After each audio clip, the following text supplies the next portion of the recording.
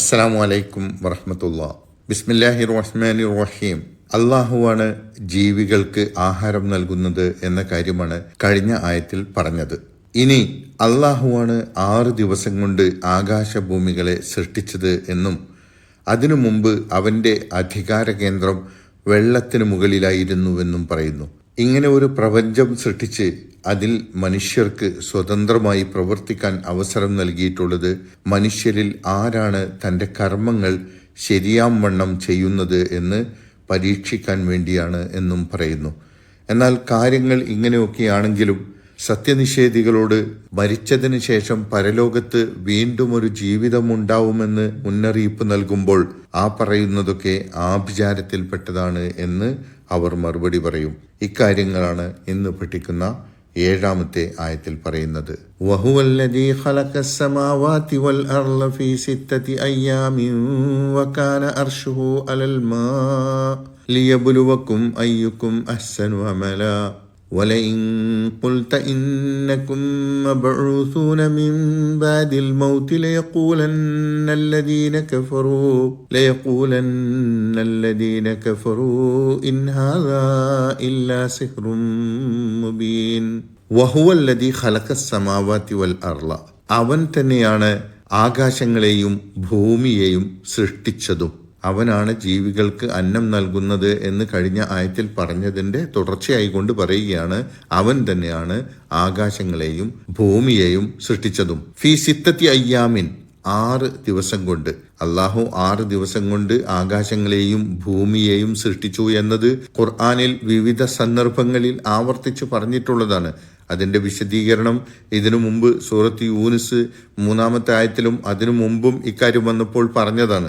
6 ദിവസം കൊണ്ട് അള്ളാഹു എങ്ങനെ സൃഷ്ടിച്ചു എന്നൊന്നും നമുക്കറിയുന്നതും നമുക്ക് മനസ്സിലാക്കാൻ കഴിയുന്നതുമായ കാര്യമല്ല. അള്ളാഹുവിൻ്റെ അടുക്കൽ ഒരു ദിവസം എന്ന് പറയുന്നത് നാം കണക്കാക്കുന്ന 24 മണിക്കൂർ എന്ന ദിവസം പോലെയുള്ളതാവില്ല. ആയിരക്കണക്കിന് വർഷങ്ങളുടെ ദൈർഘ്യം അള്ളാഹുവിൻ്റെ അടുക്കൽ ഒരു ദിവസത്തിനുണ്ടാവുമെന്ന് ഖുർആനിൽ വിവിധ സന്ദർഭങ്ങളിൽ വന്നിട്ടുള്ളതാണ്. മനുഷ്യർക്ക് അവ്യക്തതയ്ക്ക് സാധ്യതയുള്ള ചില കാര്യങ്ങൾ ഖുർആനിലുണ്ട് എന്ന് ഖുർആനിൽ തന്നെ പറയുന്നുണ്ട്. സൂറത്ത് ആൽ ഇമ്രാനിൽ 7ാമത്തെ ആയത്തിൽ അക്കാര്യം നാം പഠിച്ചതാണ്. അത് മനുഷ്യർക്ക് അറിഞ്ഞിരിക്കേണ്ടതോ മനുഷ്യരുടെ പ്രവർത്തനങ്ങളുമായി ബന്ധപ്പെട്ടതോ അല്ലാത്തതുകൊണ്ട് അതിൻ്റെ വിശദാംശങ്ങൾ ചുഴിഞ്ഞന്വേഷിക്കേണ്ടതില്ലെന്നും ഖുർആനിൽ പറയുന്നുണ്ട്.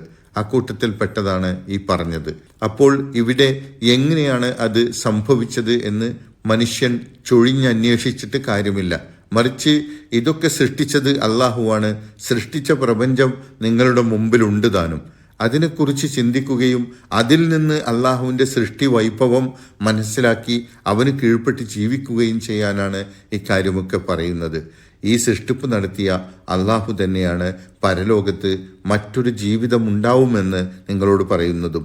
അപ്പോൾ നിങ്ങളത് ആഭിചാരമാണ് എന്നൊക്കെ പറഞ്ഞ് അവഗണിക്കുന്നു എന്നത് പറയാൻ കൂടിയാണ് പ്രപഞ്ച സൃഷ്ടിപ്പിൽ അള്ളാഹുവിൻ്റെ ഈ അപാരമായ കഴിവിനെക്കുറിച്ച് പറയുന്നത് എന്നതാണ് ഇതിൽ നിന്ന് മനസ്സിലാക്കേണ്ട വശം. പിന്നെ പറയുന്നു വകാന അർശുഹു അലൽ മായി, അതിനു മുമ്പ് അവൻ്റെ സിംഹാസനം വെള്ളത്തിന്മേലായിരുന്നു. ആകാശങ്ങളും ഭൂമിയും സൃഷ്ടിക്കുന്നതിന് മുമ്പ് മൊത്തത്തിൽ ഒരു പുകയായിരുന്നു എന്ന്, വാതകമായിരുന്നു എന്ന് ഖുർആനിൽ പറയുന്നുണ്ട്. അതിൽ അള്ളാഹു ആദ്യം ഭൂമിയെ സൃഷ്ടിച്ചു. ഭൂമിയെ സൃഷ്ടിച്ചപ്പോൾ ഭൂമി നിറയെ വെള്ളമായിരുന്നു, കരയുണ്ടായിരുന്നില്ല. പിന്നീടാണ് അള്ളാഹു ആകാശത്തെ സൃഷ്ടിച്ചത്. ഭൂമിയിൽ കരപ്രദേശങ്ങൾ ഉണ്ടാക്കുന്നതിനു മുമ്പ്, ആകാശം സൃഷ്ടിക്കുന്നതിനു മുമ്പ് അള്ളാഹുവിൻ്റെ അർഷ്, അള്ളാഹുവിൻ്റെ സിംഹാസനം വെള്ളത്തിന്മേലായിരുന്നു എന്നാണ് പറയുന്നത്. അർഷ് എന്ന് പറഞ്ഞാൽ സിംഹാസനം എന്നാണ് അർത്ഥം. ഇവിടെ അള്ളാഹുവിൻ്റെ അധികാരം മൊത്തത്തിൽ എന്നാണ് അർഷ് കൊണ്ട് ഉദ്ദേശിക്കുന്നത്. അതല്ലാതെ അള്ളാഹു ഏതെങ്കിലും സ്ഥലത്ത് ഒരു രാജാവിനെ പോലെ സിംഹാസനം ഇട്ടുകൊണ്ട് ഇരുന്നു എന്നല്ല. സിംഹാസനം, കസേര എന്നൊക്കെ കേൾക്കുമ്പോൾ നമുക്ക് ഊഹിക്കാൻ കഴിയുന്നത് അങ്ങനെയൊക്കെയായിരിക്കും. എന്നാൽ അള്ളാഹുവിൻ്റെ അധികാരം ആകാശങ്ങളിലും ഭൂമിയിലും വ്യാപിച്ചു കിടക്കുന്നതാണ് എന്ന് ഖുർആനിൽ പറയുന്നുണ്ട്. വസ്യ കുർസിയുഹു സമാവാതി വൽ അർൾ, അവൻ്റെ കസേര, അള്ളാഹുവിൻ്റെ കസേര, അവൻ്റെ സിംഹാസനം ആകാശങ്ങളിലും ഭൂമിയിലും വ്യാപിച്ചു കിടക്കുന്നു.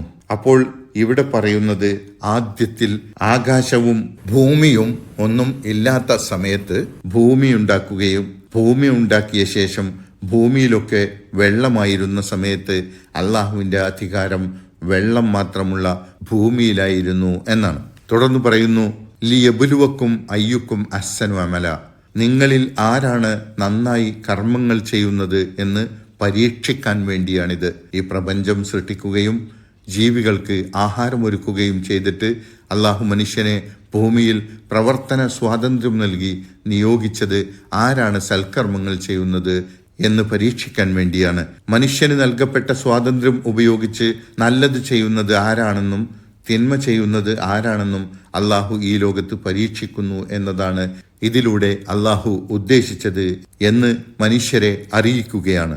ഇതൊക്കെ നേരിട്ട് കണ്ട് മനസ്സിലാക്കാൻ കഴിയുന്ന തെളിവുകൾ ഉണ്ടായിരിക്കെ പരലോകത്തെക്കുറിച്ച് സത്യനിഷേധികളോട് പറയുകയാണെങ്കിലോ, വല ഇൻ കുൽത്ത, ഇനി താങ്കൾ പറയുകയാണെങ്കിലോ, ഇന്നക്കും മബഊസൂന മിൻ ബഅദിൽ മൗതി, തീർച്ചയായും നിങ്ങൾ മരണശേഷം പുനർജീവിപ്പിക്കപ്പെടുമെന്ന്, ലയഖൂലന്നല്ലദീന കഫറൂ, സത്യനിഷേധികൾ അപ്പോൾ പറയുക തന്നെ ചെയ്യുന്നു, ഇൻ ഹാദാ ഇല്ലാ സിഹ്റും മുബീൻ, ഇതൊക്കെയും വ്യക്തമായ ആഭിചാരം മാത്രമാകുന്നു എന്ന്.